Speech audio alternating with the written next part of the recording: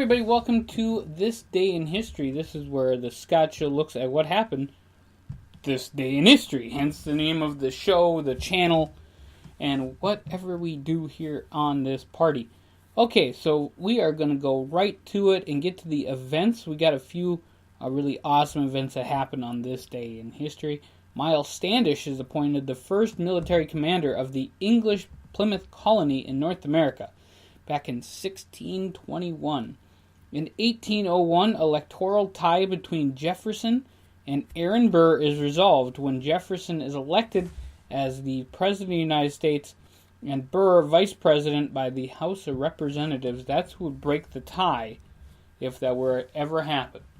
In 1819, the House of Representatives passes the Missouri Compromise for the first time. In 1854, the United Kingdom recognizes the independence of the Orange Free State. In 1863, a group of citizens of Geneva founded an International Committee for Relief to the Wounded, also later on known as the Red Cross. In 1864, the H.L. Huntley becomes the first submarine to engage and sink a warship, the USS Houstonic.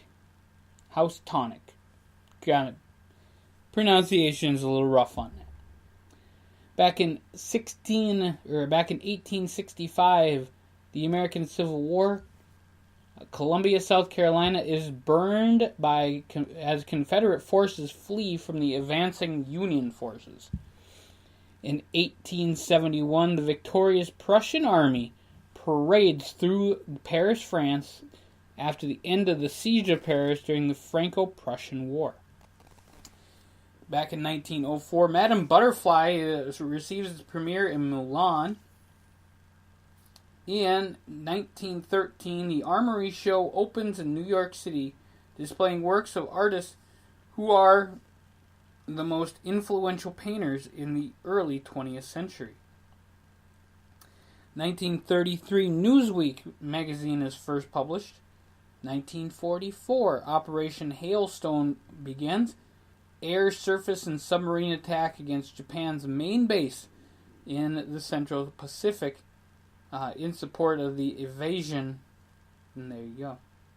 1949, Shalom Weizmann begins his term as the first president of Israel. If you ever wondered, there you go.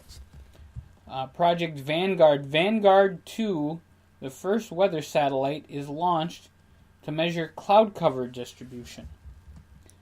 In 1964, in Westbury versus Sanders, the Supreme Court of the United States rules that districts of congressional seats will have to be approximately equal in population.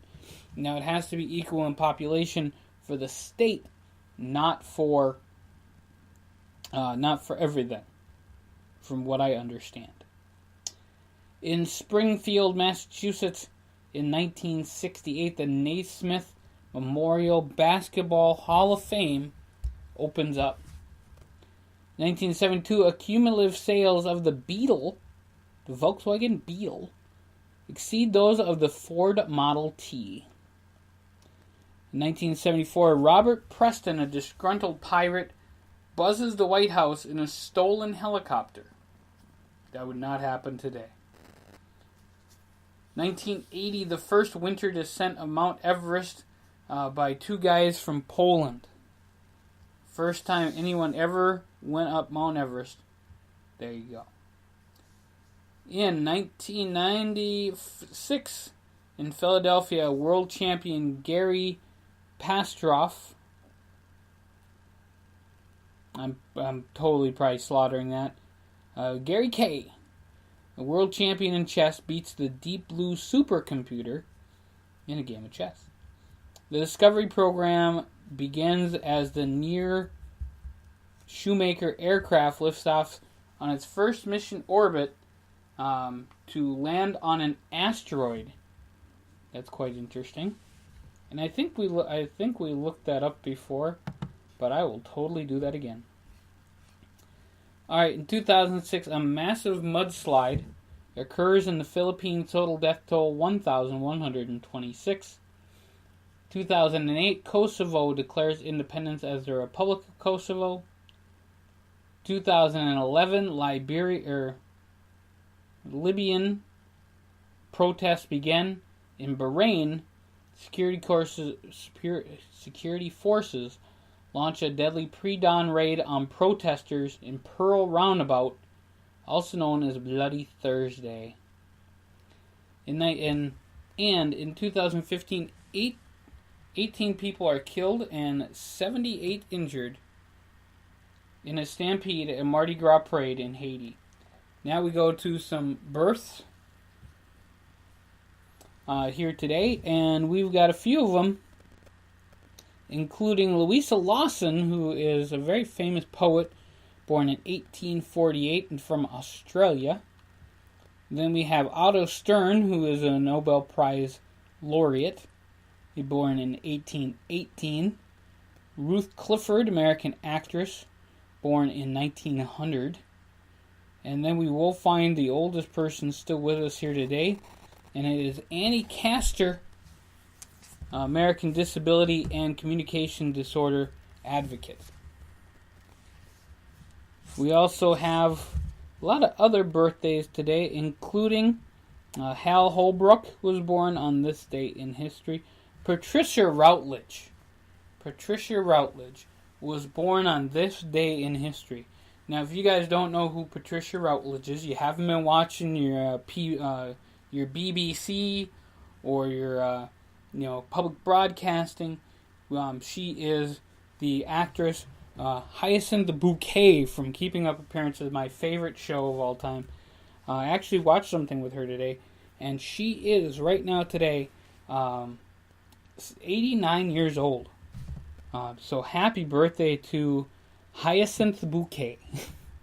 Buddy Ryan, a very famous coach of the Eagles, was born this day in history.